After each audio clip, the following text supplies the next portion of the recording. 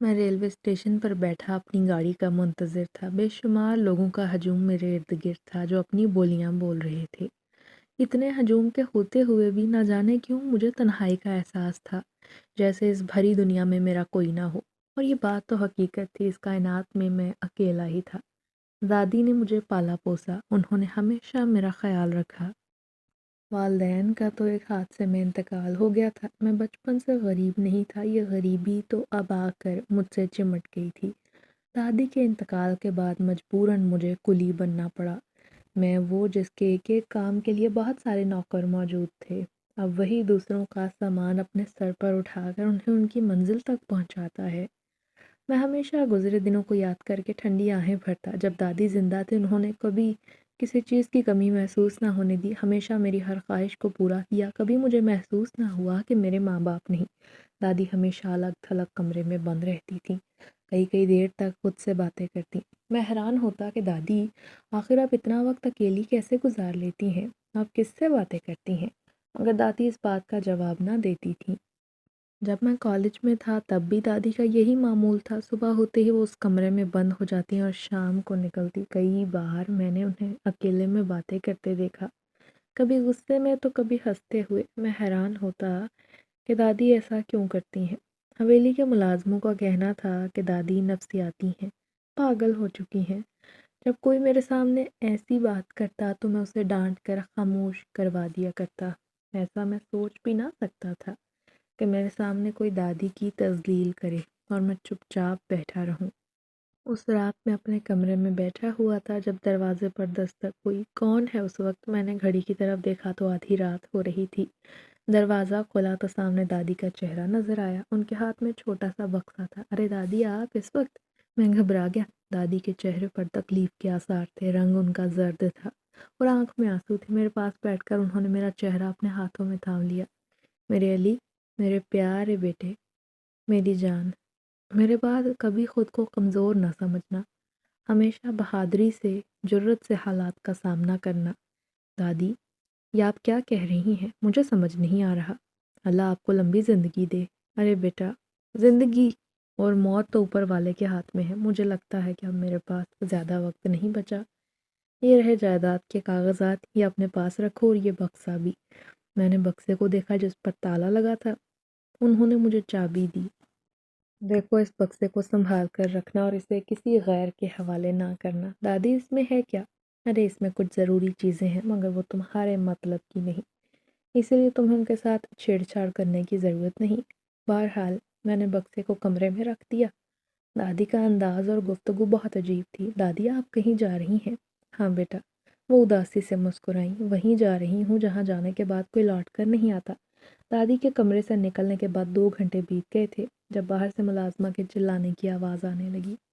वो मुलाजमा रोज़ाना रात को दादी के साथ ही सोती थी ताकि जब उन्हें किसी चीज़ की ज़रूरत हो तो वो उनकी मदद करे।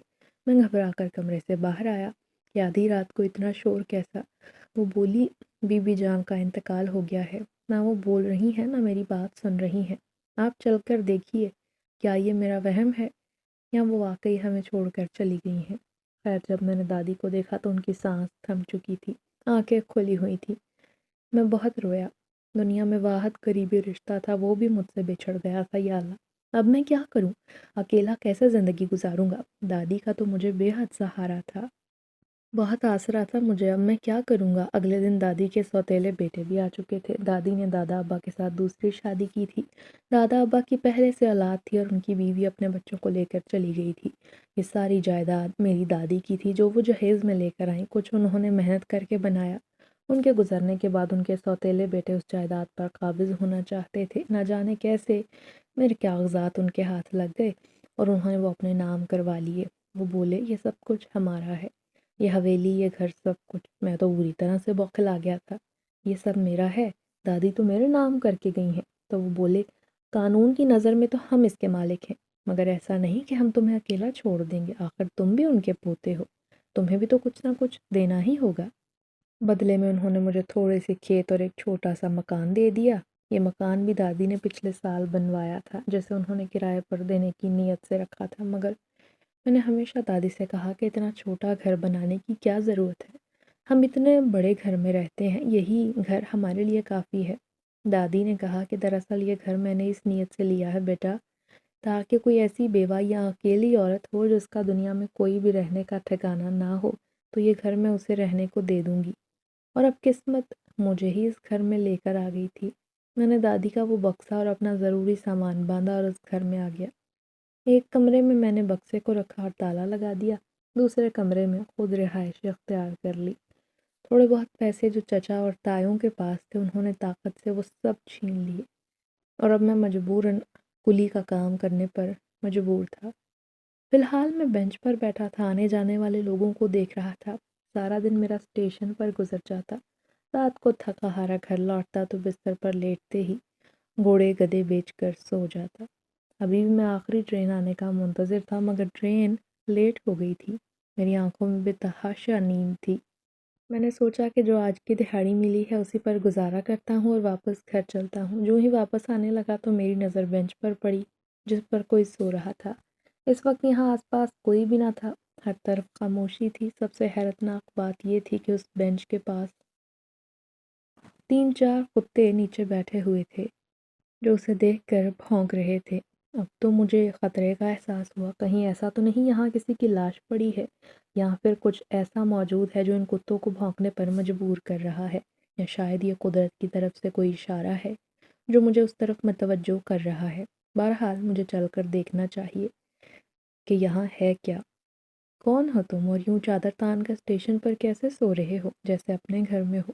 میری آواز پر اس نے چہرے سے چادر ہٹائی تو میں دیکھ کر دنگ رہ گیا۔ اس کا چاند سا چمکتا چہرہ اندھیرے میں بالکل کسی چاند کی طرح نظر آ رہا تھا۔ وہ بہت خوبصورت تھی، بے داغ حسن کی مالک۔ اسے دیکھ کر میں تو اپنا آپ بھول بیٹھا۔ کتنی ہی دیر تک میں بنا پلکے جھپکائے اسی کو دیکھتا رہا۔ کون ہو تم اور اتنی رات کو یہاں کر کیا رہی ہو؟ میرا یہ کہنا تھا کہ وہ فوراً رو پڑی۔ اس کے ساتھ ایک چھوٹا سا بیگ بھی تھا جو بتا رہا تھا کہ شاید وہ گھر سے بھاگ کر آئی تھی۔ یہ خیال آتے ہی میرا تو حلق کڑوا ہو گیا۔ دیکھنے میں اتنی حسین لڑکی اور کرتوت ایسے، میری بات سنو، اگر گھر سے بھاگ کر آئی ہو تو مجھے سچ بتا دو، ابھی میں تمہیں پولیس کے حوالے کر دوں گا۔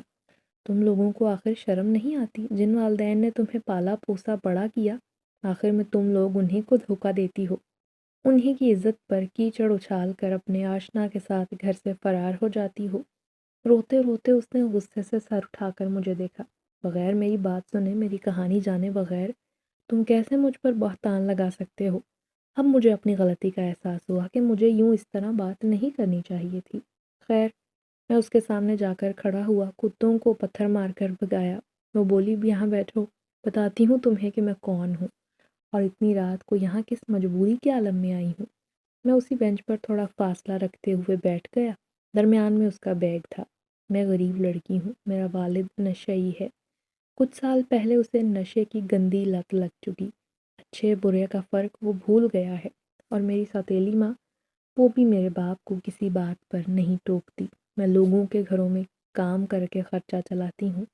مجھے کسی کے گھر میں کام کرنا پسند نہیں، کسی کی نوکرانی بننے سے پہلے میں مر جانا پسند کرتی، مگر کیا کروں، اپنے ماں باپ کی وجہ سے مجھے کام کرنا پڑا۔ جب تک میری عزت محفوظ تھی تب تک میں بھی بنا چوں چرا کیے لوگوں کے گھروں میں کام کرتی رہی، مگر اب میں لوگوں کے گھروں میں خود کو غیر محفوظ تصور کرنے لگی۔ جب مالکان نے اور ان کے بیٹوں نے مجھ پر غلط نگاہ رکھنی شروع کر دی تب میں نے وہاں جانے سے انکار کر دیا۔ سوتیلی ماں نے مجھے اس بات پر بہت مارا، ارے تم کتنی کام چور ہو، حرام خور ہو، بہانہ بنا کر گھر بیٹھ گئی ہو، مفت کی روٹیاں توڑنا چاہتی ہو، یہاں پر تمہارا باپ کون سا کما کر لاتا ہے جو ہم تمہیں گھر پر بٹھا کر کھلائیں گے؟ میں نے ہاتھ جوڑے کہ اماں میں وہاں نہیں جاؤں گی، وہاں میں محفوظ نہیں ہوں، وہاں جا کر عجیب سی تکلیف کا احساس ہوتا ہے، خدا را رحم کرو، مجھے ان لوگوں کے گھر میں نہ بھیجو۔ وہ کہنے لگی، ٹھیک ہے، میں کوئی اور گھر دیکھتی ہوں جہاں روزانہ تم جا کر کام کرو گی، ورنہ خرچہ کیسے چلے گا؟ ابا کو بھی غصہ آیا کیونکہ آج کل اسے اپنا نشہ پورا کرنے کے لیے خرچہ نہیں مل رہا تھا۔ ایک دن میرا باپ کچھ لوگوں کو لے کر آ گیا اور میرا ہاتھ پکڑ کر مجھے ان کے سامنے لے جا کر کھڑا کر دیا۔ یہ لوگ کون ہیں؟ میں حیران ہوئی، اور ابا انہیں گھر میں کیوں لے کر آئے ہیں؟ وہ مجھے ہوس بھری نظروں سے سر سے لے کر پاؤں تک دیکھ رہے تھے۔ تب مجھ پر انکشاف ہوا کہ ابا نے میرا سودا کر دیا اور میرے عوض ان سے بہت بڑی رقم لی ہے۔ یہ سن کر سوتیلی ماں خوش ہو گئی کہ انہیں ایک ساتھ اتنی بڑی رقم ملے گی۔ تب میں گھر سے بھاگ گئی۔ میں خود کو کیسے ان لوگوں کے حوالے کر سکتی تھی جو میری عزت کا سودا کر رہے تھے، جو میرے اپنے تھے ہی نہیں۔ جب وہ میرا احساس نہیں کر رہے تھے تو میں کیوں ان کا احساس کرتی؟ مجھے اس لڑکی کی بات سن کر بڑا دکھ ہوا، میری آنکھیں بھی نم ہو گئی۔ اب تم کیا کرو گی؟ کہاں جاؤ گی؟ اللہ کی زمین بہت وسیع ہے، کہیں نہ کہیں تو چلی ہی جاؤں گی۔ کوئی تو ہوگا نیک بندہ اللہ کا جو مجھے پناہ دے گا۔ مجھے اس پر بڑا غصہ آیا۔ یہ دنیا اچھے سے زیادہ برے لوگوں سے بھری پڑی ہے اور میں نہیں چاہتا کہ کوئی تم پر بری نظر ڈالے۔ خدا نہ خواستہ تمہاری زندگی برباد کرے۔ میری بات سنو لڑکی، میرے ساتھ میرے گھر چلو۔ وہ آنکھیں پھاڑ کر دیکھنے لگی۔ تمہارے ساتھ؟ تمہارے گھر کیسے چل سکتی ہوں؟ تم بھی تو جوان ہو، تم بھی کچھ غلط کر سکتے ہو۔ میں اس کی بات سن کر ہنس پڑا۔ میں تم سے نکاح کرنا چاہتا ہوں، تمہیں بیوی بنا کر رکھوں گا اور کسی کو تمہاری جانب آنکھ اٹھا کر دیکھنے نہیں دوں گا۔ اور اس نے میری بات مان لی اور میرے ساتھ اٹھ کر آ گئی۔ اسے میں نے کمرے میں رہنے کے لیے جگہ دی، کھانا دیا اور خود دوسرے کمرے میں جا کر سو گیا، جس کمرے میں نے دادی کا بکسہ سنبھال کر رکھا تھا۔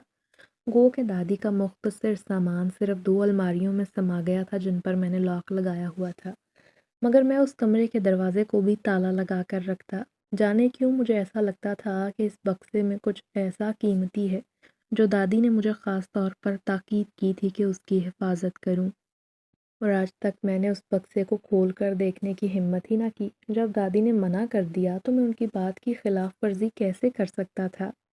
اگلے ہی دن میں نے اس لڑکی سے نکاح کر لیا جس کا نام شہر بانو تھا۔ وہ صرف دکھنے میں حسین نہ تھی بلکہ بہت اچھی عادات کی مالک تھی۔ جو کھانا وہ بناتی تو میں انگلیاں چاٹتا رہ جاتا۔ اکثر ہم سے پوچھتی آپ اکیلے کیوں رہتے ہیں، آپ کے دوست احباب رشتہ دار گھر کیوں نہیں آتے؟ میں نے اسے ساری کہانی سنائی اور دادی کا ذکر کیا۔ باتوں باتوں میں دادی کے صندوقچے کے بارے میں بتا دیا تو وہ پرجوش ہو گئی۔ چلیں نا، ابھی چل کر دیکھتے ہیں کہ بکسے میں کیا ہو سکتا ہے قیمتی چیزیں ہوں جس سے ہماری زندگی بدل جائے۔ میں اس کی بات پر ہنسا۔ ہاں لگتا تو مجھے بھی ایسا ہے، اس میں قیمتی ہوگا مگر دل نہیں مانتا۔ کیوں؟ ارے کیوں نہیں دل مانتا؟ ارے جب دادی نے منع کیا تھا تو اسے کھول کر نہیں دیکھنا تو ان کی بات پر عمل کرنا فرض بنتا ہے۔ وہ چپ ہو گئی، مگر اس دن کے بعد وہ بار بار اصرار کرتی کہ میں اسے کھول کر دیکھوں اور دادی کا سامان بھی دکھاؤں۔ پھر ایک دن وہ ضد کرنے لگی کہ وہ دادی کی تصویر دیکھنا چاہتی ہے۔ اس روز میں شدید تھکا ہوا تھا۔ آج میری ایک آدمی کے ساتھ معمولی بات پر لڑائی ہو گئی تو وہ شخص ہاتھا پائی پر اتر آیا۔ اس آدمی کا شمار ان لوگوں میں ہوتا تھا جو غریب مزدوروں کو کیڑے مکوڑے سے زیادہ کی حیثیت نہ دیتے تھے، ان سے کام تو کروا لیتے مگر پیسے دیتے ہوئے انہیں موت آتی۔ اسی بات پر میری اس شخص سے لڑائی ہو گئی تو وہ بد زبانی اور گالم گلوچ پر اتر آیا اور پھر بات ہاتھا پائی تک پہنچ گئی۔ میں پریشان تھا جب شہر بانو میں باتوں باتوں میں مجھ سے پوچھا کہ اگر آپ کو موقع ملے آپ اپنا کام کر لیں اور یہ نوکری چھوڑ دیں، کیا ایسا ہو سکتا ہے؟ میں نے کہا شہر بانو اس نوکری میں تو یقیناً بہت سی مشکلات دیکھنی پڑتی ہیں، ذلت اٹھانی پڑتی ہیں۔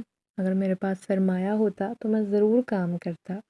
پھر وہ بولی مجھے آپ سے ایک بات پوچھنی ہے۔ ہاں پوچھو۔ میرے پاس بہت سے زیورات ہیں جو میری مرحومہ ماں نے نشانی کے طور پر میری خالہ کے پاس رکھوائے تھے کہ وہ مجھے دے دیں اپنے گھر سے بھاگنے سے پہلے۔ میں نے وہ سارے زیور خالہ سے لے لیے تھے اور انہیں اپنے سامان میں چھپا دیا تھا، اور خالہ نے مجھے کچھ رقم بھی دی تھی۔ اگر آپ چاہیں تو ان زیورات کو بیچ کے اپنا کام شروع کر سکتے ہیں۔ یہ سن کر میں تو ہکا بکا رہ گیا۔ نہیں شہر بانو، ویسے بھی وہ زیورات کتنی مالیت کے ہوں گے؟ اگر وہ لاکھوں کی مالیت کے ہوئے تو بھی میں انہیں نہیں بیچوں گا۔ وہ تمہاری شے ہے، تمہاری والدہ کی نشانی ہے۔ میں کبھی تم سے تمہاری ماں کی نشانی نہیں چھینوں گا۔ اللہ نے اپنا دیا تو میں اسی سے کام چلا لوں گا۔ مگر وہ بضد ہو گئی۔ جو شے میری ہے وہ آپ کی بھی ہے اور مجھے اس بات سے کوئی فرق نہیں پڑتا، تو پھر آپ کو کیوں؟ آپ یہ زیور بیچ دیں۔ میں نے جان چھڑانے کے لیے کہا چلو ٹھیک ہے، لا کر دکھاؤ پھر مجھے یہی لگا تھا کہ وہ کان کی بالیاں یا چھوٹا موٹا زیور ہوگا اور میں شہر بانو کو ٹال دوں گا کہ اتنے میں کچھ نہیں بنتا۔ مگر جب وہ اپنا بکسہ لے کر میرے پاس آئی اور اس نے اسے میرے سامنے الٹایا تو میری آنکھیں اتنا سونا دیکھ کر چندے آ گئی تھیں۔ وہ کلو کے حساب سے سونا تھا، ایسے جیسے کسی نے خزانہ میرے سامنے الٹ دیا ہو۔ میں حیران پریشان ہو کر اتنے سونے کو ہاتھوں میں پکڑ کر دیکھ رہا تھا کیا یہ اصلی ہے، اور وہ سارا سونا اصلی تھا اور میرے اندازے کے مطابق 5 کلو کے قریب تھا۔ میں ہنس پڑا۔ اتنا سونا کہاں سے آیا؟ تمہاری ماں کے پاس؟ وہ بولی۔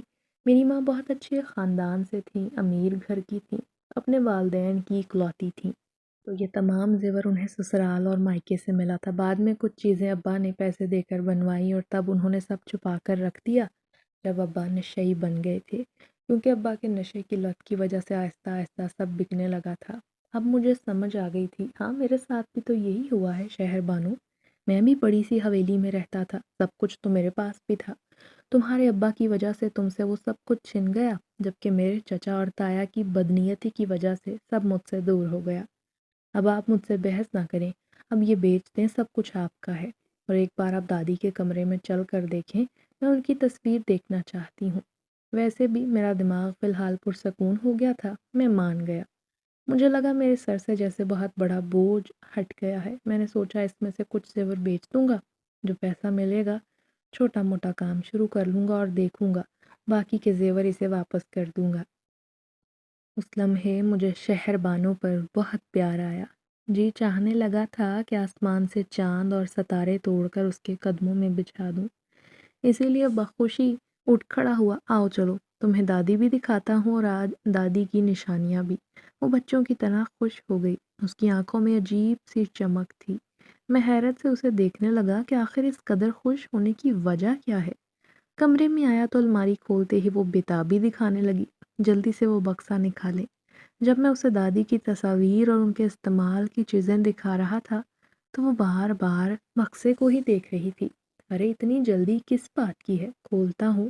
جب میں نے تالا کھولا تو وہ کہنے لگی، اب اس میں سے ایک ایک چیز اٹھا کر باہر نکال کر رکھیں، میں بھی یہ سب دیکھنا چاہتی ہوں۔ بکسے میں دادی کے کچھ زیورات تھے اور ایک طرف تھوڑے پیسے پڑے تھے جو کہ لگ بھگ 5 لاکھ کی مالیت میں تھے۔ ارے آج تو اللہ نے مجھے چھپر پھاڑ کر نوازا ہے۔ پہلے تم نے اتنے زیورات میرے حوالے کیے اور اب دادی کے بکسے سے بھی یہ پیسہ اور یہ زیورات اگر میں پہلے کھول لیتا تو اپنا کاروبار کر سکتا تھا۔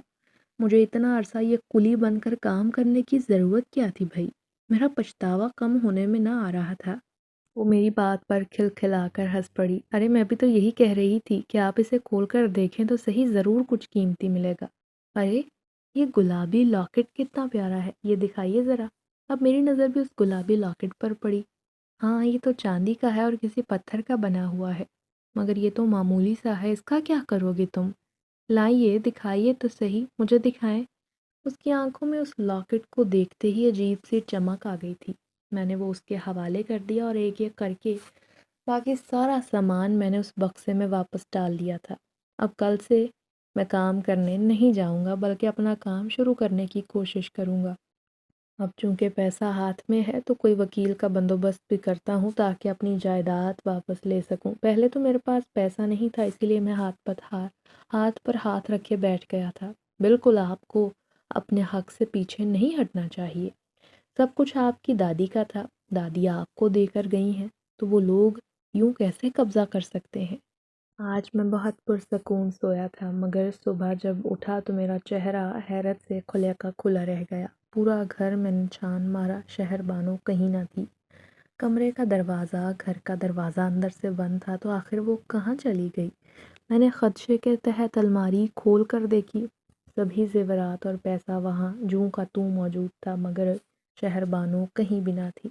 یہ اچانک کہاں چلی گئی؟ کہاں تلاش کروں اسے؟ کہیں اس کے ماں باپ تو اسے آ کر نہیں لے گئے؟ اگر وہ یہاں آتے اسے لے کر جاتے تو مجھے پتہ چلتا۔ میں نے تو اس سے کتنی بڑی غلطی کی کہ اس سے گھر کا ایڈریس بھی نہ پوچھا۔ کئی دن گزر گئے، دوبارہ شہر بانو مجھے کہیں بھی دکھائی نہ دی۔ مارے فکر کے میرا تو حال برا تھا۔ کبھی سوچتا کہ پولیس اسٹیشن جا کر خبر کروں، پھر سوچتا کہ اس طرح سے اگر اس کے والدین یہاں پہنچ گئے اور وہ لوگ جنہوں نے اس کی قیمت ادا کی تھی تو میں کسی مشکل میں پھنس جاؤں گا۔ ہو سکتا ہے پولیس مجھ سے پوچھے کہ میں نے اپنی بیوی کو کہاں غائب کیا۔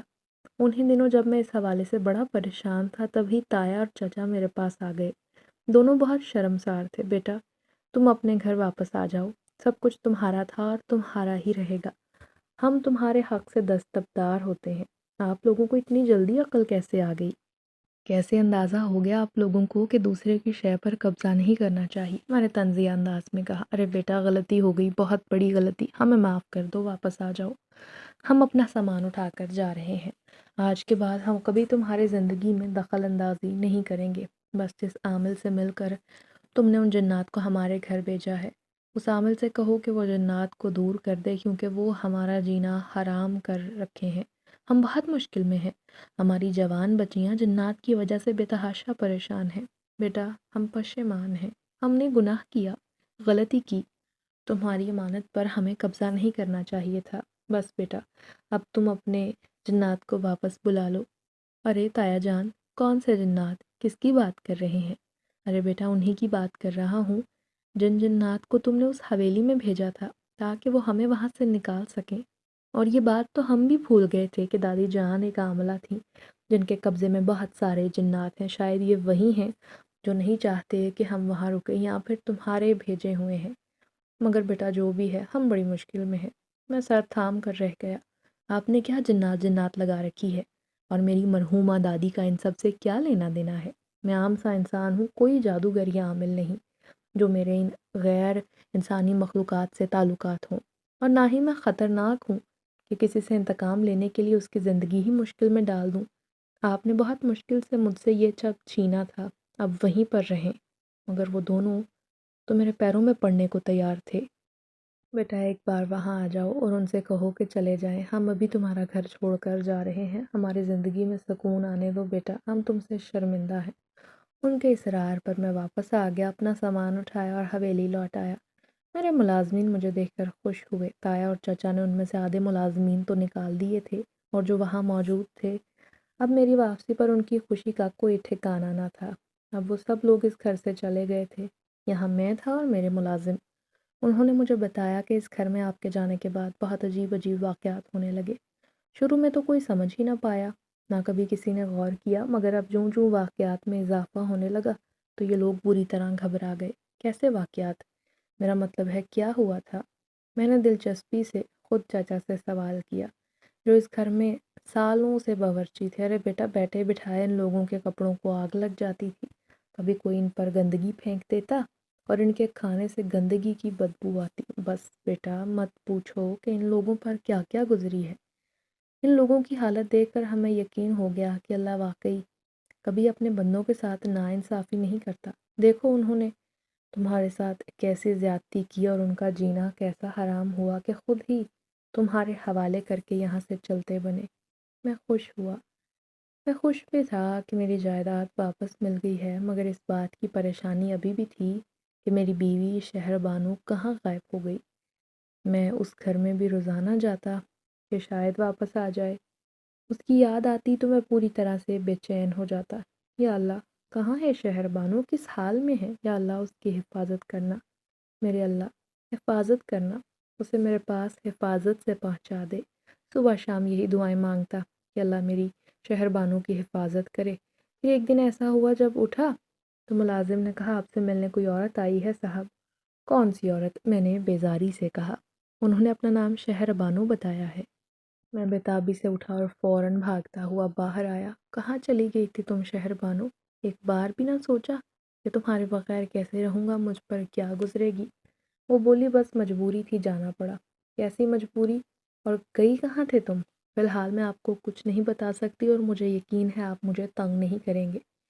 मेरे पास आपके लिए खुशखबरी है। मुझे यकीन है कि ये खबर सुनकर आप तमाम नाराज़गी और तकालीफ को भूल जाएंगे। अब मैं वापस आ गई हूँ ना, कहीं नहीं जाऊँगी आपको छोड़कर। इस बात पर मैं खुशी से दीवाना हो गया। सच कहती हो? हाँ, बिल्कुल सच कहती हो। और मैं वाकई सब कुछ भूल गया। मुलाजिम भी मेरी बीवी को देखकर हैरान भी थे और खुश भी। अरे, बीबी जी तो बड़ी खूबसूरत हैं। ये बड़ी बीबी की ज़िंदगी में इस घर में आती रहती थी। मुलाजमा ने जब ये बात कही तो मैं हक्का बक्का रह गया। क्या मतलब? शहर बानो दादी की ज़िंदगी में इस घर में आती थी? अब मेरे ज़हन में झुमाका हुआ कि इसे कैसे पता चला कि मैं इस घर में हूँ। मैं तो उस किराए के मकान में था। ये बात इसे किसने बताई कि मैं हवेली आ गया हूँ?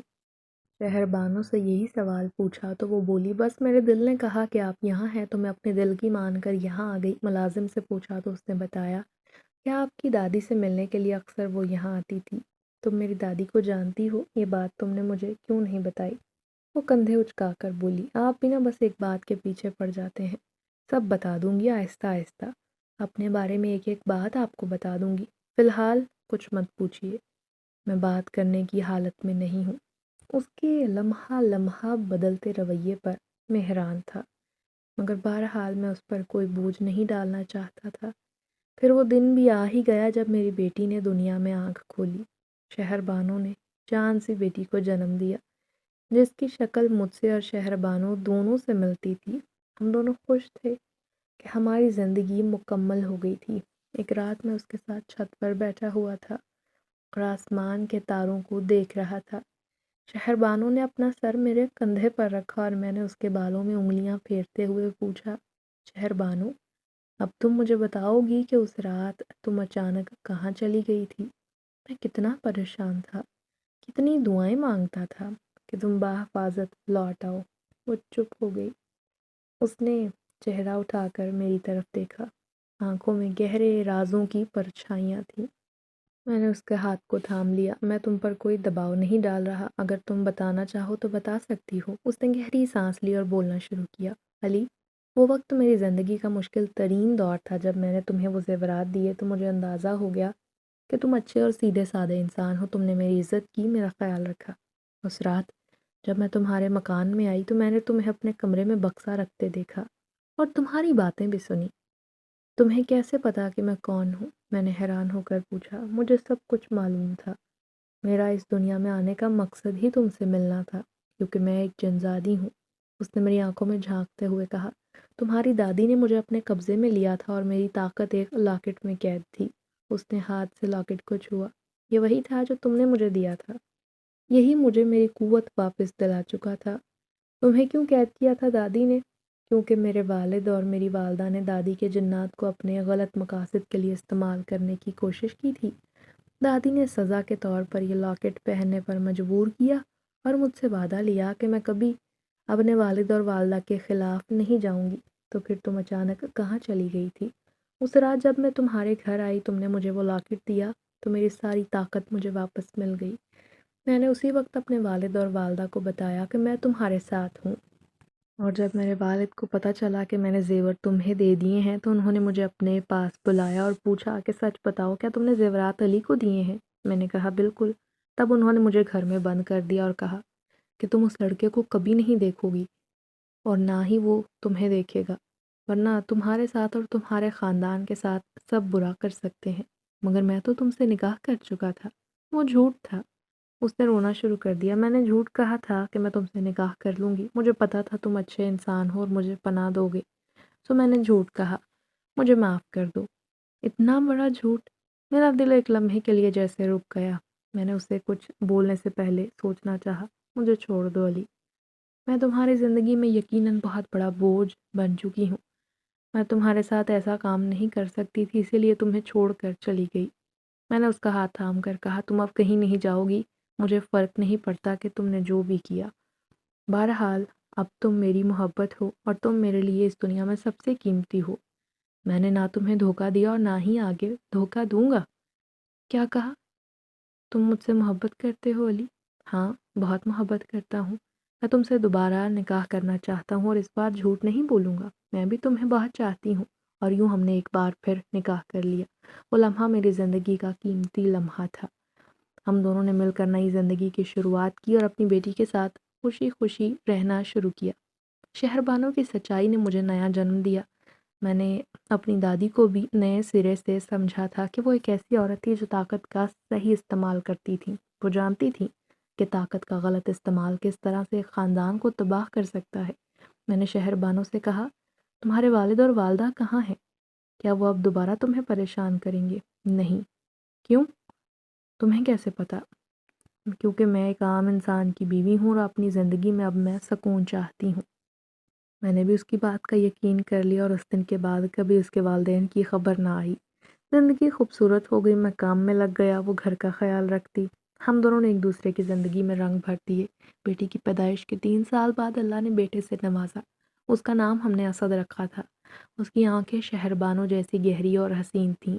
اس کے چہرے پر معصومیت جھلکتی تھی۔ ہم دونوں خوش تھے، مگر میں نے جلد محسوس کیا کہ اسدام بچوں جیسا نہیں تھا۔ وہ بہت خاموش طبیعت تھا، اکثر کمرے میں اکیلا بیٹھا کچھ بڑبڑاتا، شاید وہ کسی غیر مرئی شے سے باتیں کرتا، ہنستا اور کبھی کبھی ڈر کر رو پڑتا۔ شہر بانو نے مجھے شروع میں تو سمجھانا چاہا کہ بچے ایسے ہی ہوتے ہیں، مگر میں جانتا تھا یہ ہرگز عام بات نہیں۔ ایک دن میں نے اسد کو اپنے کمرے میں کھڑکی کے پاس اکیلے کھیلتے دیکھا۔ اس نے لکڑی کا گھوڑا اٹھایا اور ہوا میں لہراتے ہوئے کہا، چلو اب تم اسے اڑا دو۔ میں نے دیکھا کہ گھوڑا واقعی چند انچ اوپر اٹھا اور پھر نیچے آ گرا۔ میں حیران رہ گیا۔ میں نے فوراً شہر بانو کو بلایا۔ اس نے اسد کے ہاتھ پر ہاتھ رکھا اور آہستگی سے کہا، بیٹا، یہ باتیں صرف تمہارے اور میرے درمیان رہنی چاہیے۔ اس نے میری طرف دیکھا اور کہا، اس کی آنکھوں میں ہزاروں کہانیاں تھیں۔ علی، میں نے تمہیں نہیں بتایا تھا کہ جن اور انسان کے تعلق سے پیدا ہونے والی اولاد میں دونوں دنیاؤں کی طاقت موجود ہوتی ہے، اور اسی طرح ہمارے بیٹے میں بھی جناتی طاقت موجود ہے، وہ عام بچہ نہیں ہے۔ یہ سن کر میرے پیروں تلے سے زمین نکل گئی۔ یہ بات مجھ پر بجلی کی طرح گری۔ کیا ہماری بیٹی میں بھی یہ طاقت ہے؟ نہیں، وہ خالص انسان ہے۔ ہماری اولاد میں ایک نسل میں جناتی طاقت آتی ہے اور دوسری میں نہیں۔ یہ قدرت کا قانون ہے۔ میں ڈر گیا تھا۔ میں نے اسد کو گود میں اٹھا لیا۔ میں اس سے بہت پیار کرتا ہوں شہر بانو، اب ہم اس کا کیا کریں گے؟ جب لوگ اس کی حقیقت جانیں گے تو کیا ہوگا؟ ارے، ہمیں اسے سمجھانا ہوگا کہ یہ اپنی طاقت کا استعمال صرف اچھے کاموں کے لیے کرے۔ ہم اسے سکھا دیں گے کہ وہ اپنی طاقت کو اپنے اندر ہی رکھے۔ اور اس دن کے بعد میں نے اسد پر کڑی نظر رکھنا شروع کر دی۔ میں اسے عام بچوں کے ساتھ کھیلنے دیتا مگر نظر رکھتا۔ ایک دن وہ اپنے دوستوں کے ساتھ فٹ بال کھیل رہا تھا کہ اس کے دوستوں میں سے ایک لڑکے کو بہت اونچی بال لگ گئی۔ وہ زور سے رو پڑا۔ اسد اس کے پاس گیا اور میں نے دیکھا اس نے اپنے ہاتھ سے کچھ کیا۔ لڑکے کا درد ختم ہو گیا۔ میں نے لڑکے سے پوچھا، تمہارا درد ٹھیک ہو گیا؟ ہاں، وہ بھی حیران ہوا۔ میں نے شہر بانو کو یہ سب بتایا تو اس نے کہا، اسد کے پاس شفا دینے کی طاقت بھی ہے۔ وقت گزرتا گیا، اسد بڑا ہوتا گیا۔ رفتہ رفتہ اس نے طاقت کو سمجھنا شروع کیا اور وہ اس طاقت کو صرف اچھے کام کے لیے استعمال کرتا تھا۔ ایک روز میں اپنی دکان پر بیٹھا ہوا تھا کہ ایک بوڑھا آدمی آیا۔ اس نے مجھ سے کہا کہ اس کا ایک بیٹا ہے جو بہت بیمار ہے۔ اس نے کئی ڈاکٹروں کو دکھایا ہے مگر اس کی بیماری ٹھیک نہیں ہو رہی۔ میں نے اسد کو بلایا اور کہا کہ اس آدمی کے ساتھ جاؤ۔ اسد اس آدمی کے ساتھ اس کے گھر گیا اور اس کے بیٹے کو ٹھیک کر دیا۔ اس کے بعد سے اسد نے بہت سے لوگوں سے مدد کی۔ لوگ اسے جادوگر کہنے لگے تھے۔ میرے بیٹے کی کہانی نے مجھے نیا تجربہ دیا تھا۔ میں نے جنوں اور انسانوں کی دنیا کو ایک ساتھ دیکھا۔ میں نے محسوس کیا، محبت اور سچائی کا کوئی مذہب نہیں ہوتا۔ میرا بیٹا ایسا بچہ تھا جس نے دونوں دنیاؤں کو ایک ساتھ دیکھا، اور اس کی کہانی نے مجھے یہ سکھایا کہ ہم سب کو ایک ساتھ رہنا چاہیے، ایک دوسرے کا ساتھ دینا چاہیے۔ اور زندگی گزرنے کے بعد میں نے شہر بانو کو بھی سمجھ لیا کہ وہ جو کچھ بھی کرتی تھی وہ میری محبت میں کرتی۔ وہ جنزادی تھی مگر اس نے میری محبت کو کبھی دھوکہ نہیں دیا۔ میری زندگی نئی راہ پر چلی گئی تھی۔ میں نے بیٹی اور بیٹے کو اپنے والد اور والدہ کی کہانی سنا کر ایک نیا سفر شروع کیا۔ میں نے اپنے بچوں کو سکھایا کہ وہ اپنی طاقت کو صرف اچھے کاموں کے لیے استعمال کریں اور کسی بھی قسم کی غلطی سے بچنے کی کوشش کریں۔ میری کہانی کا اختتام بہت خوبصورت تھا۔